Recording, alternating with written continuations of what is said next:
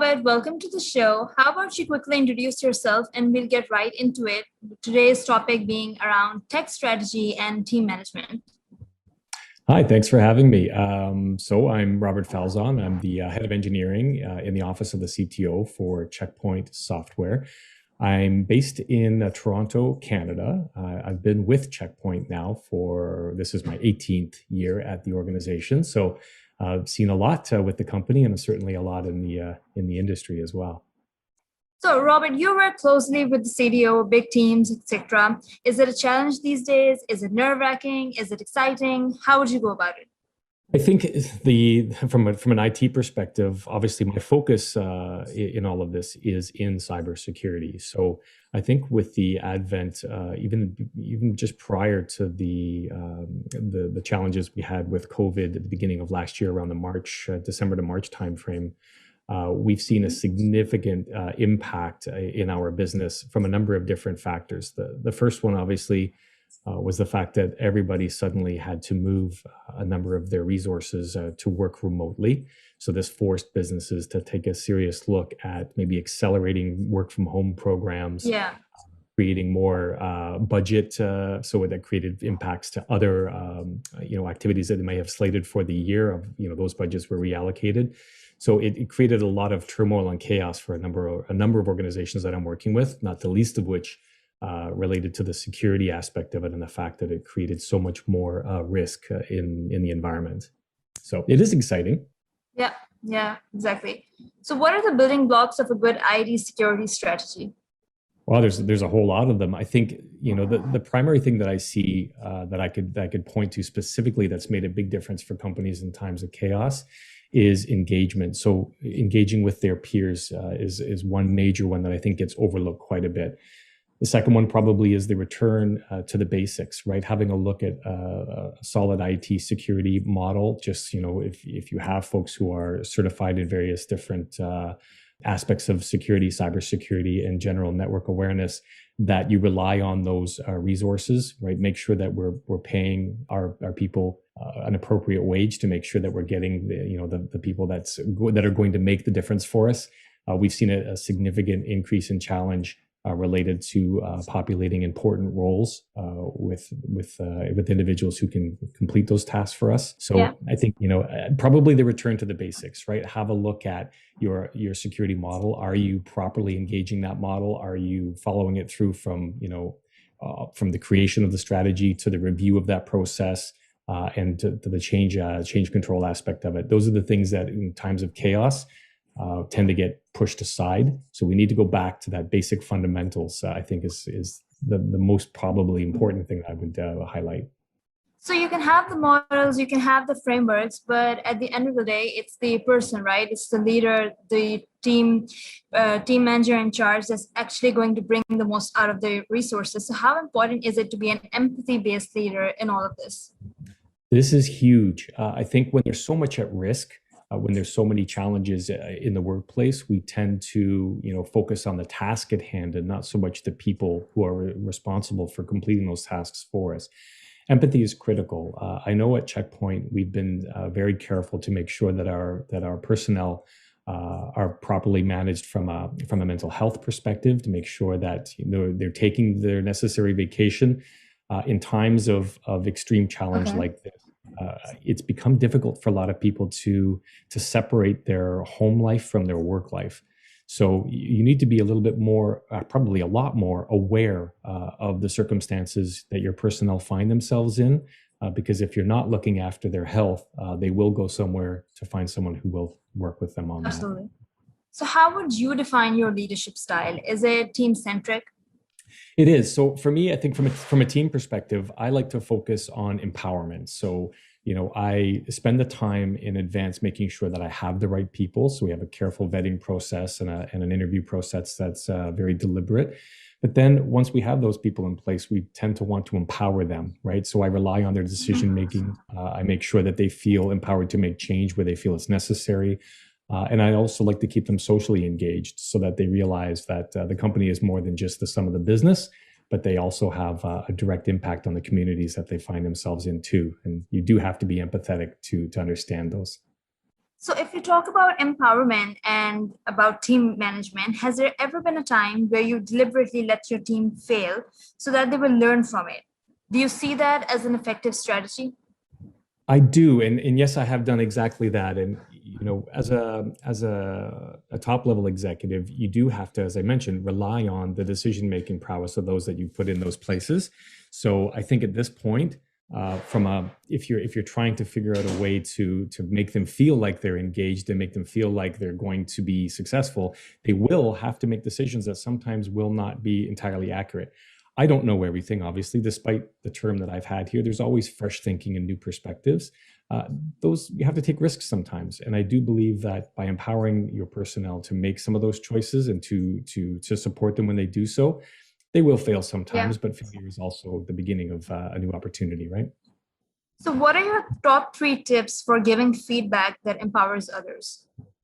Well, that's a tougher one. I would have to say that from specifically from an empowerment perspective, I think you have to need to provide them the tools, right? So always be inquiring about whether or not they feel they're going to be successful.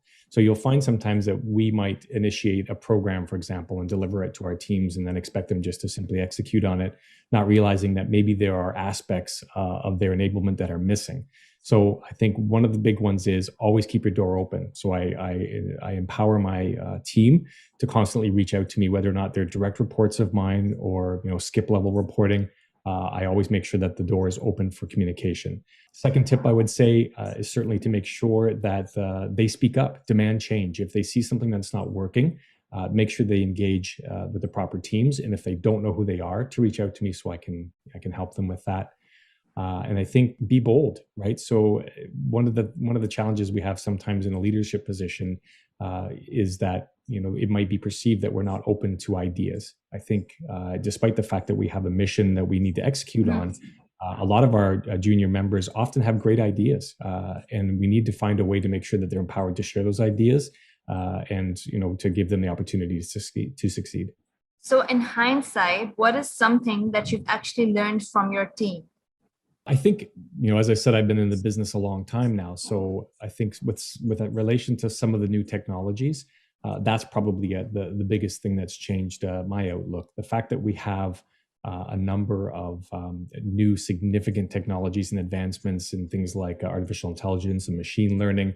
My team has become a lot younger and a lot more engaged in some of these newer technologies. I'm learning in ways that we can deploy those technologies to solve problems that maybe I've been struggling with for a longer time. That's the most amazing thing for me, I think, is the fact that we just have so much innovation today, and our young people are really bringing a new, inspiring perspective. And managing such teams for so long, have you ever fallen into the perfectionist trap?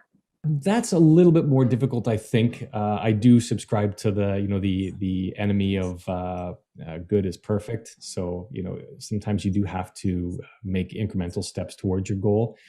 I wouldn't say that I've fallen specifically into that trap. I do demand a great deal from my teams, but to be fair, this is a high stakes business, right? So we do have to be very, very good. From a cybersecurity perspective, we really need to start relying on the processes and make sure that we're executing properly. When we have a policy, follow it. Make sure that, as I said, my people are empowered to point out issues or challenges within that process. And I think with that, we can avoid many of the pitfalls of relying on perfect. So, what are some of your tips to scale your business when looking at global markets? Well, so my focus currently is in Canada. So I don't so much have a global perspective in that particular case. So for me, scaling is more related to a national perspective for me. But I think it's very similar. We have to look for partnerships, and here at Checkpoint, we are a partner-driven organization, which means that we don't try to do it all ourselves. We're not trying to boil the ocean. We really look for strategic engagements with partners of ours to allow us to approach the business in a more a team oriented fashion. I think the same policy can apply to international business. Really, you need to look and reach out to strategic partners, do your research, and grow via that maneuver. I think that's probably my best advice. Right. what does it take to be a good, I mean, it's obviously hard to define what a good leader is because there are so many aspects to it, but in your opinion, like, so many technological advancements happening, what do you think a tech leader of today and going forward should actually encompass?